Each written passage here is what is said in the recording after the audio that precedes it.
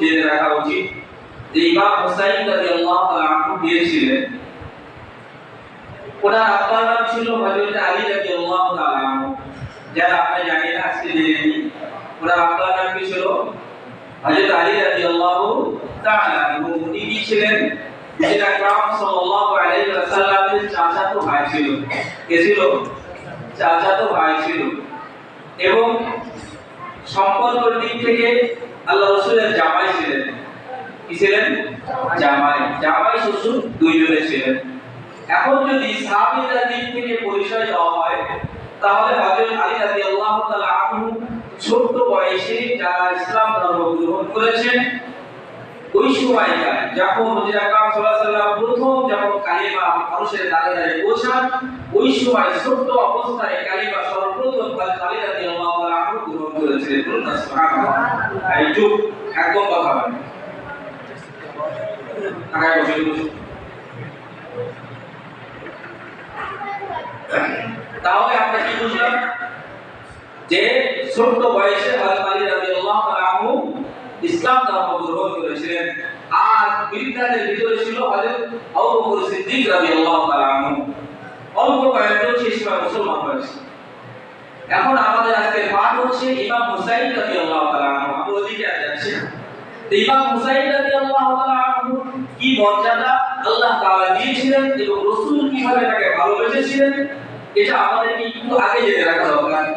কারণ ইমাম হুসাইন রাদিয়াল্লাহু তাআলা আনহুকে আল্লাহ তাআলা এত ভালোবাসতেন, এত মনোনীত করতেন, এত পছন্দ করতেন যে নামাজ আমরা এখন আদায় করেছি, এটা কিসের নামাজ বলেন? কিসের নামাজ? ফরজ না সুন্নাত? ফরজ না সুন্নাত? ফরজ। ফরজ না?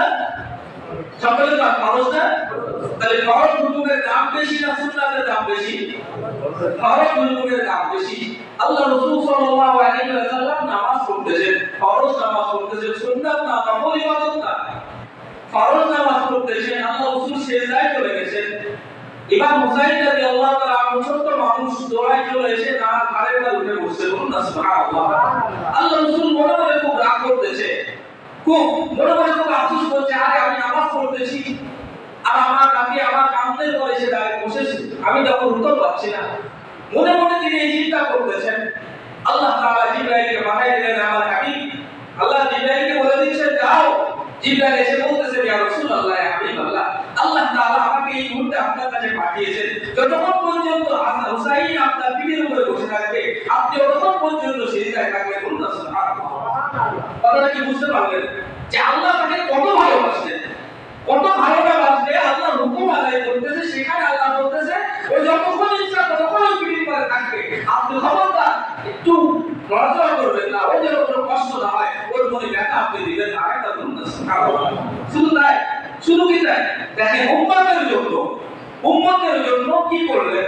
যখন নবী আকরাম সাল্লাল্লাহু আলাইহি ওয়াসাল্লাম নবুয়ত প্রাপ্তির পরে যখন দিশাহারা, এই উম্মতের জন্য দিশাহারা, এই মানুষগুলো কিভাবে জাহান্নাম থেকে মুক্তি পাবে, হাসরের ময়দানে এই মানুষগুলো কিভাবে উঠবে, এই মানুষগুলোর জীবনের গুনাহ কিভাবে মাফ করানো যায়, আল্লাহ রাসূল সাল্লাল্লাহু আলাইহি ওয়াসাল্লাম এই চিন্তা করতে করতে গুহার ভিতরে চলে গেলেন। গুহার ভিতরে চলে গেছে, একদিন, দুই দিন, তিন দিন অতিবাহিত হয়ে গেছে।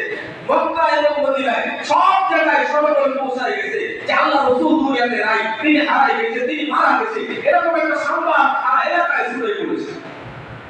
এই সংবাদ ছড়ানোর পরে সাহাবারা পাগল হয়ে গেছে। হযরত ওমর রাদিয়াল্লাহু তাআলা আনহু তরবারি ধরেছেন, ধরে একজন কাফেরের সামনে যাচ্ছে আর বলতেছে, ও আমাদের নবী মুহাম্মদ রাসূলুল্লাহ কোথায়? যদি বলতে না পারি তাদের কল্লা একটাও থাকবে না। এরকম ভাবে কাফেরদেরকে উনি হুঁশিয়ারি দিচ্ছে আর কাফেরদের সামনে যে বারবার বলতেছে, এরা পাগলের মতো হয়ে গেছে।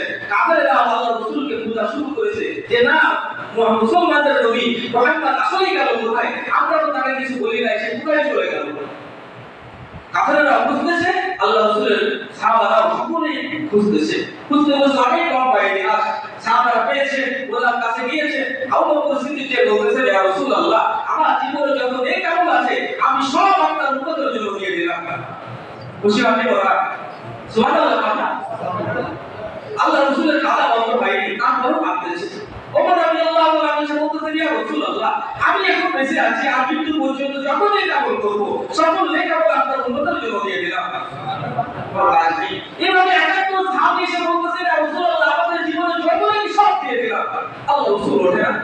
শেষ পর্যন্ত সাহাবা চিন্তা করলেন যে এখানে উঠাতে পারে শুধুমাত্র ফাতেমা অথবা হাসান হুসাইন, এই তিনজন মানুষ ছাড়া আল্লাহ রাসূলকে এখান থেকে কেউ বের করতে পারবে না। ওরা যুক্তি পরামর্শ করে চলে আসলেন, এসে ওই তিনজনকে নিয়ে গেলেন। মা ফাতেমা যে বলতেছে, মা আব্বা আমি আপনার মেয়ে এসেছি, আপনি যাকে মা বলে মনে করেন, আমি সেই মেয়ে আপনার এখানে এসে দাঁড়িয়েছি। মা আব্বা আমার জীবনে যত নেকি আছে সব থেকে আপনার উন্নতির জন্য দিয়ে দিলাম, তারপর আপনি দিয়ে দেন না।